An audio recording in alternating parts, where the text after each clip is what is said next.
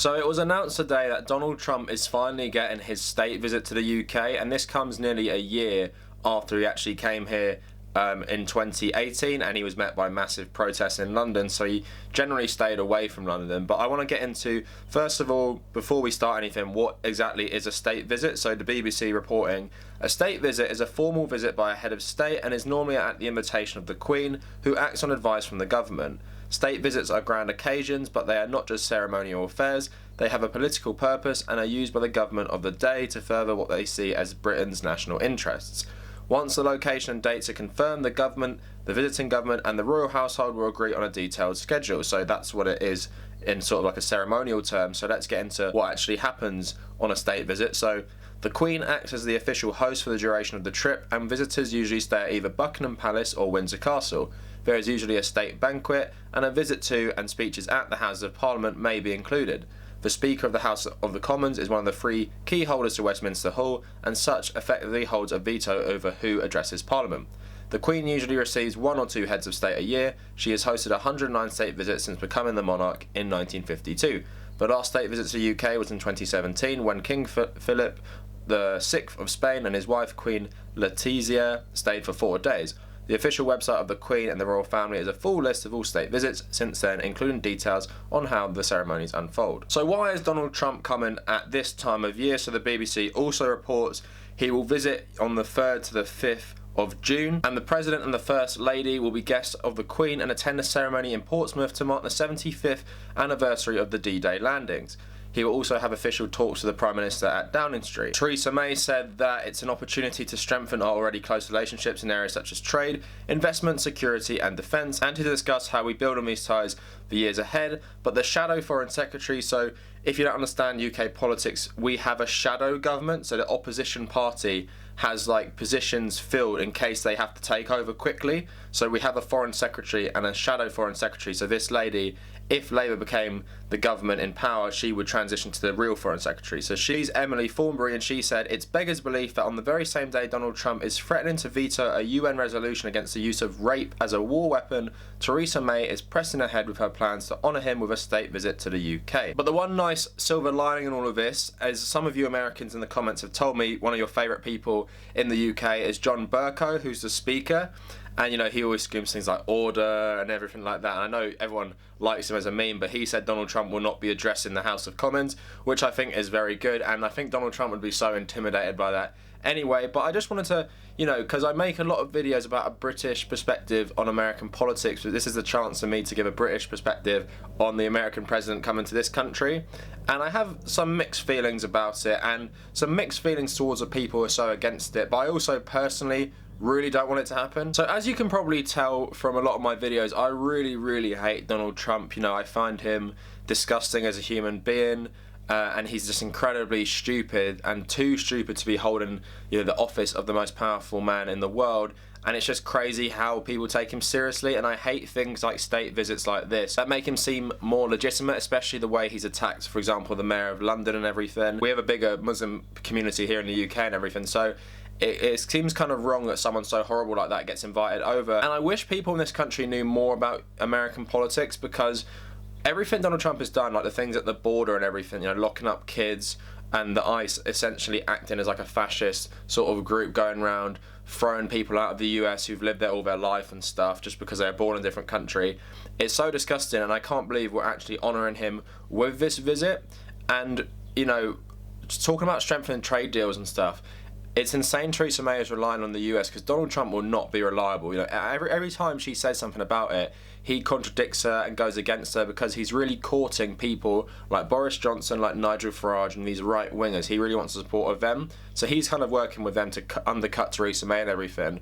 So that's annoying anyway. But yeah, like I said, Trump is a horrible person and someone we shouldn't be honouring. So I really get all the outrage and stuff, and it's good to see people saying they're going to mobilise quick to protest. And the reason Trump wanted to stay away from London in the first place is because of the protests, and now he'll kind of be forced to, I guess, confront it. I don't know if his motorcade will go through any time, but Buckingham Palace is obviously in central London. Windsor Castle is quite close. It's not technically in London, but it's you know, fairly close by. So if protesters wanted to move towards that as well, they could. And I do respect people who go out and protest. You know, I've said before on live streams and other videos that it's not really something for me.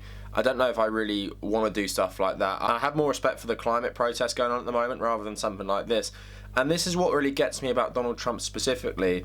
We've had so many world leaders here in the UK throughout the years, but some of the worst ones are not met with the same degree of protest than Donald Trump. For example, Pinochet stayed here for like 2 years in the 90s, and I was just asking my dad about this because it was before I was born, and he was saying, you know, it wasn't as outrageous as something like Trump, and that's crazy because that's like a genocidal dictator from Chile, and he comes to stay here, like he lives here, and there's not a massive outrage against that. And then we have like the Saudi Crown Prince came here, I think 2 years ago. There was barely any protest against him either. And it's insane to me that, you know, they'll get so riled up about someone like Donald Trump, but someone like these people that we prop up and everything and we back, no one will care. Because what's the difference is that, like, in terms of Saudi Arabia and places like Chile in the past, we, you know, propped up these regimes that commit genocide and stuff. And there's a direct link with us and them, and that is a much better thing to protest because the American people elected Donald Trump. There's obviously a lot of people in America who are against him and they can vote him out. But these people that we back a lot of the time, they can't be voted out, and we continually back them while they kill so many people. So it's a bit of hypocrisy on a lot of liberals and leftist part that they will protest someone like Donald Trump, but they won't protest as much people like the Saudi Crown Prince. And I'll play devil's advocate to my own argument here. I would say there is maybe a legit reason for doing this because Donald Trump is the head of a country that's meant to be morally superior, even though I would disagree that, you know, its image on the world stage is kind of, you know, America represents the best of us. For example, the Declaration of Human Rights that the UN subscribed to is based on the US Constitution and stuff. So it's meant to be like a model for all of us. And for someone like Trump to be president of there kind of is a warning to us in the UK. We can't elect someone like this. But I would also argue, I know I'm going in circles a bit, I'd also argue that Donald Trump does represent America in many, many ways, whether it's its fascist and racist past or its worship of capitalism and things like that. So I think Donald Trump does show a lot of what's true in America, personally. But I can understand why people who maybe take the American dream and the American way of life, you know, more at a surface level, would be so outraged by someone like him. But at the same time, it's like I said, it's hypocritical to be so outraged, you know, at Trump and everything when he actually has some checks and balances, rather than, you know, someone like the Crown Prince who's propped up by us and is a dictator. And no one really cares about that. But it's also because Trump is a celebrity, right? He's so in the news, he's covered 24/7, he's on Twitter all the time. People are really aware of him. Whereas someone like the Saudi Crown Prince, people don't know him as much, and then there's lots of propaganda talking about how modern he is. You know, oh, he'll let women drive. Surely he's a great guy. Apart from he's the architect of the Yemen war, or the Saudi war in Yemen, the bombings there and everything. And people don't know that. And because I've seen on Twitter, I've seen on my YouTube, loads of adverts talk about modern Saudi Arabia. You know, our football teams go over there. Lots of, you know, cultural links are now becoming more obvious between our countries and stuff. And it's kind of flying under the radar, whereas someone like Donald Trump is so brazen and stupid and just in your face 24/7, it's easy to protest him. But yeah, overall, you know, Donald Trump, compared to some of the other people we had, is not as bad. And I'm sure Donald Trump, if he could, would be as bad because, in my opinion, he's authoritarian and he has no regard for, you know, human life or regards for Americans or regards for, you know, the rule of law. He would be dictator for life if he could, you know, and you can't say that about every single president or every single prime minister. And I can understand why people are outraged about that, but at the same time, like I pointed out, it's just kind of, you know, weird to me. You're not protesting everything, and I'm sure there's lots of people who do protest all these people.